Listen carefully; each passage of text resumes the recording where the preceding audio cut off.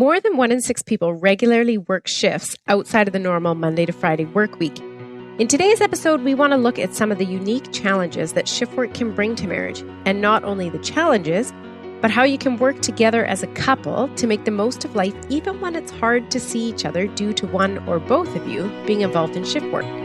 The Marriage Podcast for Smart People is designed to help busy couples like yourselves move away from conflict and unhappiness to build a marriage you'll love today and treasure for a lifetime. This podcast is made possible by listeners like you. Learn how you can help save marriages, prevent divorces, and keep families intact by going to oyf.support.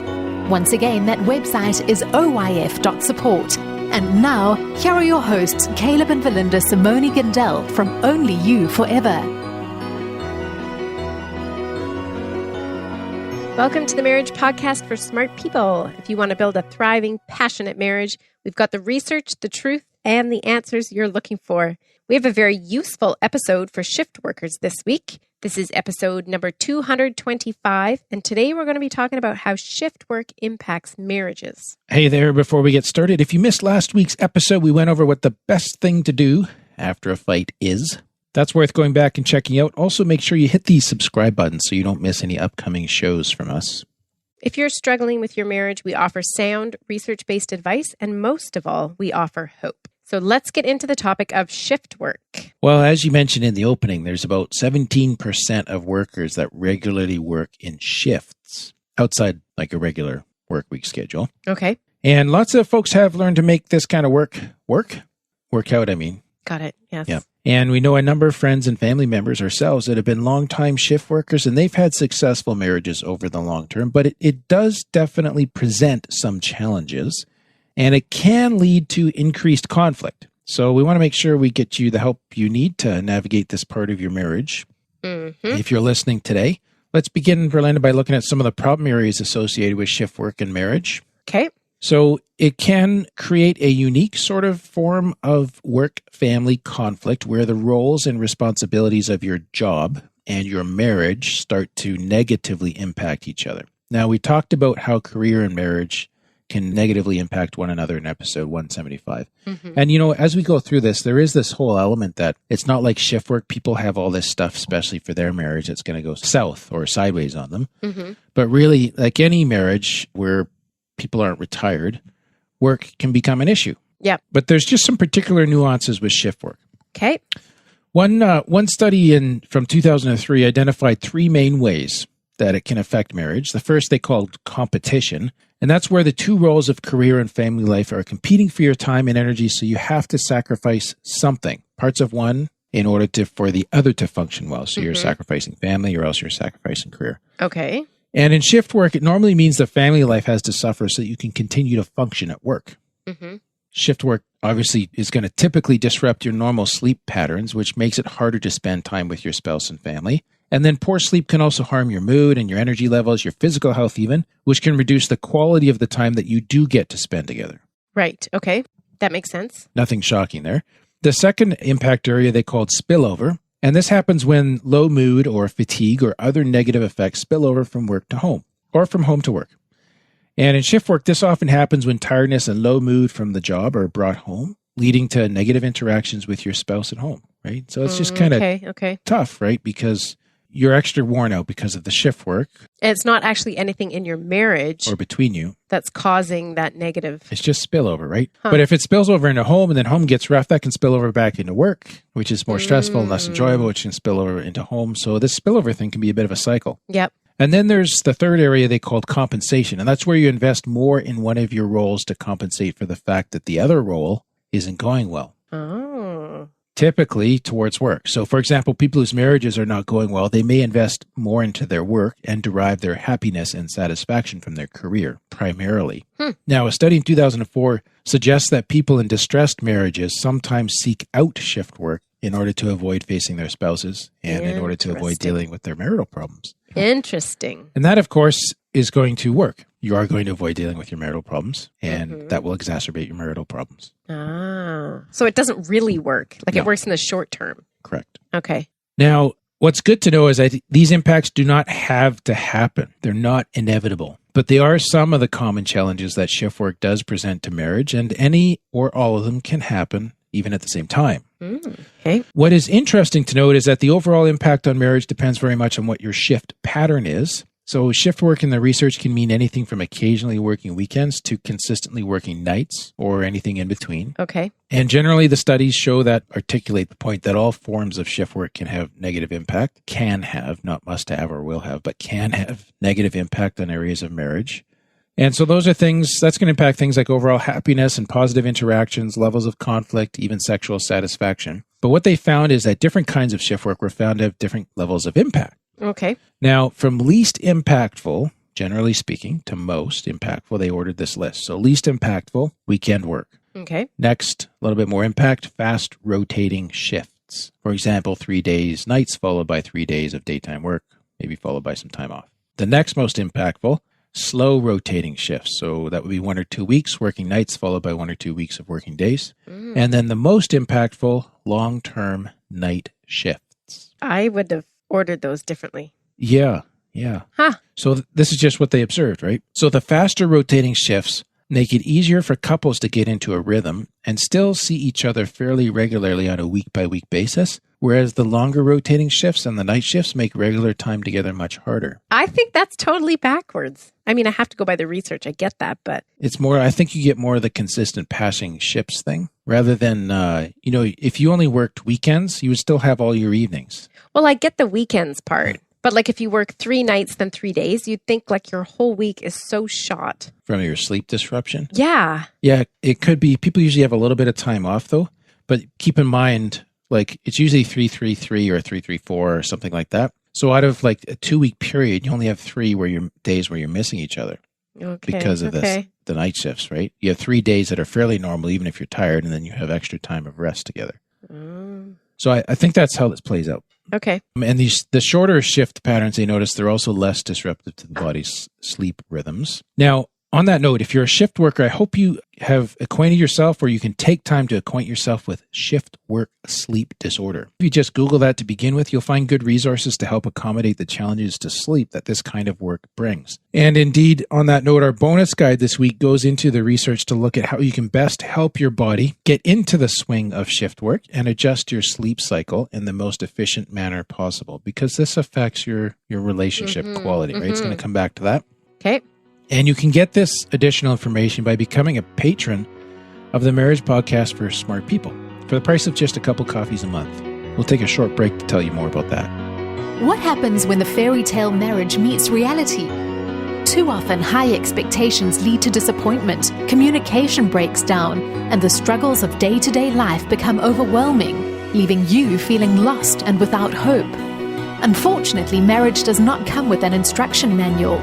Marriage troubles are deeply personal and can take a toll on you, your spouse, and your family. Counseling can be expensive and divorce is very costly. It doesn't have to be this way. Caleb and Valinda understand your pain and frustration. Their mission is to help save as many marriages as possible, and to date, thousands of couples are helped through their weekly podcast. But the most important marriage they want to help save is yours. With a minimum of a $10 investment a month, you gain access to exclusive bonus content and valuable information to help you succeed in your own marriage. Learn more about saving marriages and how you can help at oyf.support. That's oyf.support. You're listening to the Marriage Podcast for Smart People. Before the break, we were talking about how one's shift pattern affects marriage. And then before we look at how to protect your marriage when both of you are working shifts, let's also just take a moment to talk about how shift work has varying impacts on the different stages of life. Okay. Research shows that there are certain stages of life where shift work has different effects on marital quality. So there's a difference between later life and being a newlywed. So shift work can have a big impact on marital quality and stability for newlyweds. But the longer couples have been married, the less impact it tends to have. Okay. If couples have been married a long time, then they probably know how to support each other and face challenges together so they can adjust to shift work fairly easily. Okay. So I think it's kind of noticing two things. One is, if your marriage has been going well, you have more skills to adjust to a major change like this, if it does come later in life. Yeah. Or if you've been working shift work all your life and you've figured out how to create a happy marriage, you've figured out how to create a happy marriage. I think it's also making that observation too, Oh, right? okay. Whereas, okay. at the start of your marriage, it can be harder to sort and figure this out. Right. Because it would be easy to base your assumptions and dreams of what your marriage was going to look like around you both having 9-to-5 jobs or something similar. Okay. You have more ideals at that point in life. You do, and less skills to sort out what happens when they don't get met. Yeah. Now, and then the child raising stage. So shift work can have a very negative impact on marital quality if you're raising young children. And they found this to be especially true if it's the wife who is working shifts, as she's normally the one who does the majority of the child care. So mother shift work can also have negative impacts on a child's well-being and behavior. So shift work when you have young preteen children is likely to have a larger impact on your family. And we're not saying this to shame anyone, but the thing is that when you know that you're going to have these additional challenges, it just becomes even more important to be strategic about compensating for them and figuring out how to face them as a couple, like doing your best with it, right? Yep. Just kind of addressing those realities. And then as far as kind of generally speaking, like protecting your marriage or buffering it against the impact of shift work, it really turns out once more that communication is the key. So communication style, this was a study in 2013, very interesting. They found that communication style fully mediates the link between marital satisfaction and work-family conflict caused by shift work. Communication mediates like everything, I think. Yeah. It's just saying that if couples learn to communicate properly, then shift work can have no negative effect on marriage. Wow. Yeah, which is great news, right? Yeah. So if the challenge of shift work forces you guys to learn how to become great communicators, then that's a challenge worth having. Yeah. It's not a bad thing, right? So that's a nice way to reframe this and look at it in a positive light if this is the situation you find yourselves in. The most important thing is speaking to each other in a way that's constructive as you go through this, rather than destructive. So this involves proactive choices that are important in any marriage, such as things like self-disclosure, just sharing what's going on, warmth, and positive conflict resolution. Now, for couples dealing with shift work, the study from 2013 also noted some additional factors that they found to be helpful. The first was the frequency of their problem-solving communication. Couples in this situation need to especially be deliberate about finding ways to talk about normal day-to-day issues regularly. So even if you can't have longer conversations every day due to the shifts, just checking in at some point daily, or even checking in or talking via phone or via text message is still important. We prefer phone, we prefer in person, number one. Yep. So I'd put texting at the bottom of the list, but texting is still better than nothing. And so the question becomes, how can you guys carve out some space for those daily conversations just to make sure they're happening? Because this becomes extra important here, right? Yep. The second thing they noted is the importance of empathy and understanding. Couples can or should try to show that they understand and empathize with the difficulties their spouse is experiencing as either the shift working spouse or the non-shift working spouse. So both have challenges that are unique to their position, but understanding and showing compassion in that context will go a long way towards easing the additional challenges of shift work. So that's one. And then related to that is the idea of support, learning to support one another then with those challenges, helping one another to adjust to shift work or to you being a shift worker, and just being ready to do your best to make the situation work. This is pulling together. It's kind of the idea of generosity. What can we put in? How can we do our best at this, right? Kind of going back to your empathy and understanding one. Yeah. Like we were just talking on the marriage cruise about like listening to understand. Yes. And not trying to solve the problem. And I mean, that would go so far here too. Yes, for sure. Like if the person at home has had a hard day with the kids, like rather than throwing all sorts of solutions. Just understanding, offering some compassion. Yeah. Yeah. Because they've had to do it on their own or whatever, right? Yeah. And just that acknowledgement. Yes. Huh. And then the fourth thing they note is what we call maintenance behaviors. Maintenance behaviors are the actions that spouses take to maintain the strength of the relationship and to invest in each other. So these are important in any marriage, but they may look slightly different in shift marriages. So for example, a spouse could leave a note or a gift around the house if you don't see each other often enough to give it to them in person. So it's it's figuring out how to do the same things in different ways. Sending loving texts during the day or making time for date nights, or maybe becomes date mornings on the time that you do have together. So it really is just that sense of being adaptive, being creative in finding the ways to do things that all couples need to do, but that fits your particular set of shift working circumstances. What works for you. Yes. Huh. So it's adapting that to create your own thriving, passionate marriage, even with the added challenge of shift work. Yep. So while there's some real challenges that are unique to this, we hope it's given you a lot of hope shift work can be a challenge, but with the right spirit and the right tools, you should do just fine as a couple. Yeah. Really is a very feasible thing. It's not like if you have to do shift work that your marriage is pooched. No. And you know what? Everybody has to adapt to something. Mm-hmm. Yes. So this is, if this is your guys' challenge, it's learning how to do that together. That's good. All right, let's wrap it up. Okay, thank you to Deborah and Matt and Jay Lapp for becoming patrons between this recording and our previous one. We appreciate your support so much. And Caleb, next week. We're talking about what to do when your spouse has let him or herself go and you're not attracted. Oh. But the answer might surprise you.